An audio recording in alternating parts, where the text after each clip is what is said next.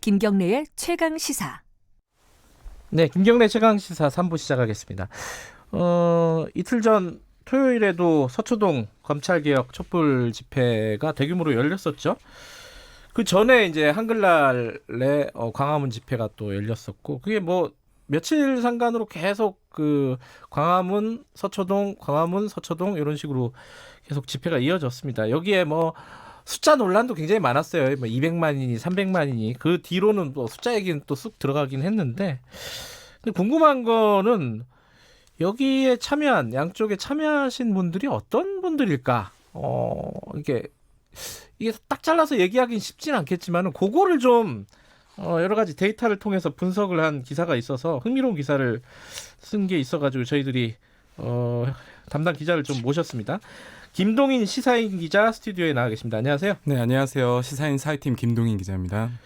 이게 애초에 서초동 광화문 집회가 몇 명이냐 이거 싸울 때 네. 그거를 좀 약간 심판처럼 판정을 내리려고 기획한 기사 아니에요, 사실?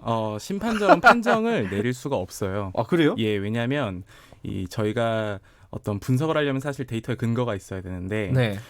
이 집회에 총량이 얼마나 왔느냐라는 건 사실 데이터로 이게 측정 자체가 좀 불가능하거든요. 그래요? 네, 그렇기 때문에 뭐 가령 일각에서는 뭐 지하철 몇만 명이 탔다, 그러니까 몇만 명 아니냐 이런 네네네. 식으로도 얘기를 하는데, 이제 모든 변수를 다 고려해서 사실 신이 아닌 이상 그 자리에 몇만 명이 모였다 이거를 측정하기 쉽지 않거든요. 네.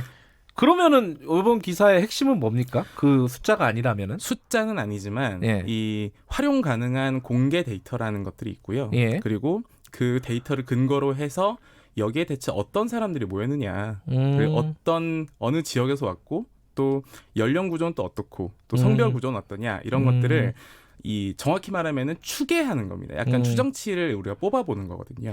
그러니까 연령과 지역을 알 수 있다. 예, 그리고 성별까지. 성별까지. 그건 좀 흥미롭네요. 근데 일단 아까 공개된 데이터를 활용을 했다는데 어떤 데이터를 활용을 한 거예요? 네, 서울시 그 열린 데이터 광장이라는 사이트가 있습니다. 데이터 전문 사이트인데, 네. 여기에 생활인구 데이터라는 게 공개가 돼요. 그리고 이 생활인구 데이터는 매일 5일 전 거를 공개를 합니다. 그러니까 우리가 그 5일 전 거가 오늘 이렇게 매일매일 공개가 되는 형태인 건데, 네. 이 생활인구 데이터라는 게 뭔지 좀 간단하게 설명을 드리자면요. 예. 이 어느 특정 시점에 특정 지역의 총 인구가 몇 명이었냐, 이거를 추계를 하는 겁니다. 그런 데이터가 있어요? 예, 그렇습니다. 그 집계구라는 게 있는데요. 네. 이 행정 경계에서 우리가 통계할 때 가장 작은 최소 단위가 이제 집계구인데, 이게 서울에만 19,153개가 있어요. 그래서 그 지역을 고른 다음에 그 집계구 몇 개를 골라서 거기에 총 몇 명이 있었냐, 그리고 이 사람들은 어떤 사람들이었냐, 이런 구성비를 뽑아보는 거죠. 그걸 어떻게 알아요? 서울 그 데이터는? 기본 베이스는 이 서울시가 공개하는 방식이 KT LT 데이터를 활용해서 이제 추계를 그래요? 합니다. 그런데 나는 SKT 내지는 나는 그러니까요. LG 플러스인데 나는 당연히 집계 안 되는 거 아니야, 이렇게 생각하실 수 있는데, 이제 그게 아니라 KT 이제 사용률, 시장 점유율도 보정이 되고요. 그리고 LT 사용자 비율 95% 정도인데 또 그게 또 보정이 되고, 또 이제 핸드폰이 없는 사람 그 연령대 같은 경우 10세 미만 같은 경우에는 또 그런 데이터들도 이제 보정을 일일이 합니다. 그래서 그 보정치에 근거한 이 추출치다, 이렇게 보시면 될 것 같아요. 그러니까 KT의 기본 데이터를 통계적인 기법으로 활용을 해서 네. 지금이 아니라 특정 시간대 특정 지역에 어떤 사람들이 있느냐를 추정을 하는 거군요. 예, 그렇습니다. 거기에다가 이 LTE 데이터 플러스 서울시가 가지고 있는 또 공공 데이터가 있어요. 그 교통량이라든가, 네. 또는 이제 서울시 자체적인 그 여러 가지 산출 근거들이 있는데, 네. 그걸 혼합해서 만들어내는 수치죠. 일단은요, 뭐 전체 집회에 전체가 몇 명이 참여했다, 이거는 지금 아까 불가능하다 이렇게 말씀하셨잖아요. 그렇습니다. 불가능하지만 그 똑같은 기준으로 양쪽을 비교할 수는 있잖아요. 그죠? 예. 예컨대 9월 28일 10월 5일 요때 서초동 집회가 있지 않았습니까? 네, 그렇습니다. 그리고 10월 3일, 10월 9일 요때 광화문 집회가 있었고요. 있었죠. 같은 시간대에 어느 정도의 사람들이 있었나? 요거는 뭐 비교해 볼 수 있지 않나요? 정확히 말씀드리면 네. 이 광화문 집회는 권역이 넓어요. 아, 그래요? 네, 그렇습니다. 왜냐하면 그 서울역 광장에서 광화문 광장까지를 계산을 해야 되거든요. 길이가 예, 길다. 워낙에 아. 그 거리가 넓습니다. 예. 그리고 한 가지 좀 생각해야 될 게 가령 우리가 이 자리에 그런 평소에 비해서 얼마나 많이 모였냐라는 거를 그게 따져야 중요한 되잖아요. 거죠. 예. 그러면 그 평소라는 건 대체 언제냐가 중요해요. 아이고 어렵네. 네. 한마디로 이제 모수를 따져보는 건데 예. 저희가 서초동 집회 같은 경우에는 이 평시를 어떻게 둘 거냐를 고민하다가 예. 2018년 9월에 총 토요일이 5번 있었어요. 작년이요? 예, 그렇죠. 작년 9월 달 5번의 토요일에 평균을 잰 겁니다. 뭐 합리적이네요. 예, 그래서 그게 밑바닥에 있으면 그때에 비해서 얼마나 많이 왔냐라는 네. 걸 산출하는 건데 이 9월 28일에는 네. 약 9만여 명 정도였고 네. 그 집회 공간에서 예. 그 순간 스팟만 따지면요. 그렇죠. 그리고 10월 5일 서초동 집회에서는 이 11만여 명 정도에서 한마디로 이게 뭐 그러면 뭐 9만 명 아니냐 이게 아니라요. 예, 그 예. 순간 잡히는 숫자라는 거고요. 예. 대신에 이건 볼 수 있겠죠. 9월 28일에 비해서 10월 5일에는 훨씬 더 같은 공간에 더 밀도 있게 사람들이 모였다. 더 이 많은 정도. 사람들이 모였다. 네, 그렇습니다. 이 정도는 알 수 있습니다. 광화문은 어떻게 보세요? 광화문은 워낙에 권역이 넓었고요. 예. 그리고 광화문은 사실 저희가 그 평균을 잡는 게 너무 어려웠어요. 아. 왜냐하면 광화문에서 항시 그 이벤트가 열리고 집회가 열리고 또 이게 서울광장까지 합치고 이러다 보니까 그런 문제가 있네. 예, 사실 예. 통계 전문가들도 이걸 어떻게 하면 좋을까 이런 부분을 저 조언을 구하면서 굉장히 고민을 많이 했는데 네. 그래도 한번 좀 구성비를 따져보자라는 네. 의미로 저희가 평균이라는 거를 2018년 전체 토요일 일요일을 합쳤습니다. 아. 총 104개 정도 되거든요. 예. 거기에 있는 중앙값을 예. 활용해서 평시 데이터를 구했고 그 데이터를 구했을 때 저희가 조금 산출했던 건 약 한 38만여 명 정도. 이거는 또 워낙에 권역이 넓으니까 네. 물론 이게 완벽하게 그만큼이 왔다 이렇게는 볼 수 없겠지만 어쨌든 이날도 사람이 이만큼이나 평소에 비해서 많이 왔다 이렇게 보시면 될 것 같습니다. 그러면 10월 3일에 비해서 10월 9일은 늘었나요? 10월 9일은 문제는 분석이 안 돼요 지금. 아직 안 되나요? 네. 지금 날짜가 안 됐구나. 예, 그렇습니다. 10월 3일만 분석이 네, 가능하군요. 그렇습니다. 예, 5일이 지나야지 데이터가 나오기 그렇습니다. 때문에. 네, 오늘 아마 데이터가 예. 나올 겁니다. 뭐 궁금하신 분들은 오늘 데이터를 한번 활용해서. 네, 가능합니다. 저는 불가능할 것 같습니다. 이게 산수가 어려워서. 자, 아까 말씀하셨잖아요. 그 인구 관련된 그러니까 서초동에 온 촛불 집회 사람들은 네. 연령이라든가 성별이라든가 지역이라든가 이런 특징을 가지고 있다고 분석이 된 거잖아요. 네, 그렇죠. 어떤 특징을 보이고 있습니까? 서초동은? 먼저 첫 번째로 말씀드릴 건 지역인데요. 네. 지역은 강남 쪽 사람들이 많이 왔습니다. 그 근처니까 뭐 그거는 뭐 그럴 네. 수 있어요. 개연성은. 강남, 예. 관악 그리고 서초는 일단 저희가 집계선 뺐고요. 네. 왜냐하면 서초는 거기 열린 게 예. 서초니까. 또 송파 이쪽 지역에서 많이 왔어요. 그런데 뭐 그러면 그냥 가까워서 많이 온 거지. 뭐 그쪽 사람들이 많이 유독 그 이 문제에 분노하는 건 아니지 않겠냐 이렇게 네네. 말씀하시는 분들도 있는데 저희가 이거를 또 권역별로도 한번 모아봤어요. 예. 그래서 서울 동남권 그리고 서울 경기 경북권에서 예. 굉장히 많은 분들이 합류했다. 꽤 많은 비중을 그래요? 차지했다. 그리고 여기서 중요한 게 이제 연령대인데 연령대는 40대에서 50대 사이가 굉장히 많이 참석했다. 이렇게 볼 4, 수 있습니다. 50대가 주축이었군요. 네, 그렇습니다. 아하. 그건 젊은 사람들도 꽤 있었던 것 같은데 그래도 비율로 보면 4, 네. 50대가 그 네. 집회 주축이었다는 걸로 보이네요. 예, 그렇습니다. 그런데 사실 비율로 따졌을 때 20, 30대 비중이 확실히 낮았어요. 아, 그래요? 네, 그렇습니다. 4, 50대 비중이 한 어느 정도로 보입니까? 저희가 퍼센테이지로 지금 계산하기는 좀 어려울 것 그래요? 같은데요. 이것도 어려운 거구나. 예, 그런데 다만 그 당시 구성비를 따져봤을 때 45세에서 49세 사이 45세 49세 사이가 예. 그 순간에 한 12,000명 정도 예. 모인다라고 생각하시면 되는데 같은 시간대에 25세에서 29세까지가 한 3,000여 명 정도예요. 한 3배 정도 네, 되네요. 그렇습니다. 그죠? 아까 연령도 분석이 가능하다고 하셨잖아요. 네네. 연령은 어떻습니까? 연령이란다. 참. 예. 성별. 예, 성별 같은 경우는 40대 이하는 여성이 더 많고요. 네, 50대에서부터는 남성이 조금 많으데 서초동 집회는 그래도 남녀 비율의 격차 그렇게 크진 않습니다. 비슷비슷한가요? 예, 그렇습니다. 자, 그러면은 그거를 준해서 광화문 집회를 한번 보면요. 네, 일단 뭐 지역별로 한번 볼까요? 네. 광화문 집회는 지역을 보고 저도 좀 충격을 받았는데 왜요? 강남권의 비중이 더 높습니다. 이거 재밌네요. 네. 강남권의 비중이 더 높은 게 그 휴일에 그 광화문 근처에 누가 가냐라는 거 그게 궁금하실 텐데 네. 제가 따져봤더니 마포, 서대문, 은평 이쪽 서울 서부권에 있는 분들이 평소에는 많이 와요. 평소에는 그쪽 지역들 가까운 예, 지역들이 가까운 많이 지역들이 간다. 많이 오는데 이날만큼은 서울 동남권이라고 하죠. 그 마포, 송파, 강남, 서초에 계신 분들이 압도적이었고 그래요. 그리고 순위로 따져봤을 때 강남, 송파, 서초 그다음 순위는 분당입니다. 이거 재밌는 팩트인데요. 네. 그러니까 아까 서초동 집회도 강남권이 높다 네. 그랬잖아요. 네. 광화문 집회도 강남권이 높다. 네. 강남권의 비중이 어떤 높은 정도는 심지어 광화문이 더 심합니다.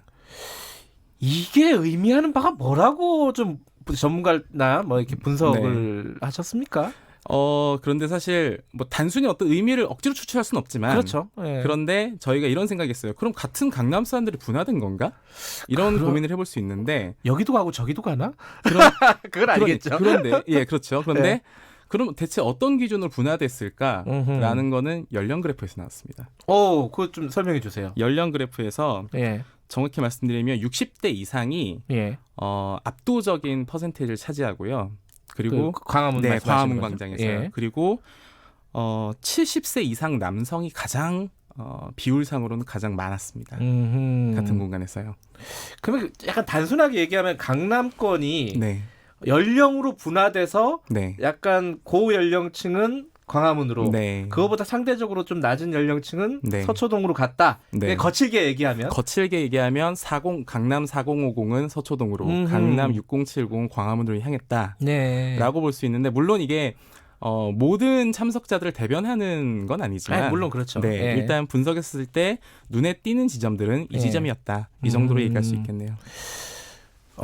그게 이제 그 팩트가 어떤 것을 의미하느냐는 조금 더 분석이 필요하고 네, 해석이 그렇습니다. 필요하겠지만 네. 어쨌든 굉장히 재밌는 네. 어떤 상황 데이터인 것 네. 같습니다. 서초동 같은 경우에는 괜찮은데 광화문은 네. 데이터를 보고 나니까 좀 이런 생각이 들긴 했어요. 예. 압도적인 다수라 하더라도 예. 이 모든 공론을 대변하는 성격은 아니다라는 생각이 들긴 하더라고요. 자, 그럼 강남권 말고 좀 눈에 띄는 어떤 지역이 네. 있었습니까? 광화문 쪽에서는? 광화문 쪽에서는 역시 경기 경북권이 그래요? 많았고요. 네. 경북권? 경북권이라고 하면은 어딘가 궁금하실 때 경부고속도로가 인접해 있는 지역이라고 생각하시면 됩니다.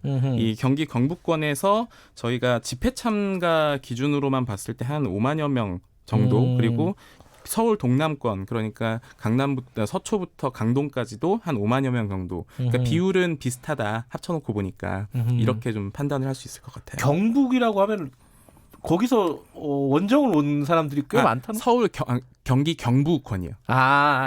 그 경기에서 네, 경부권입니다.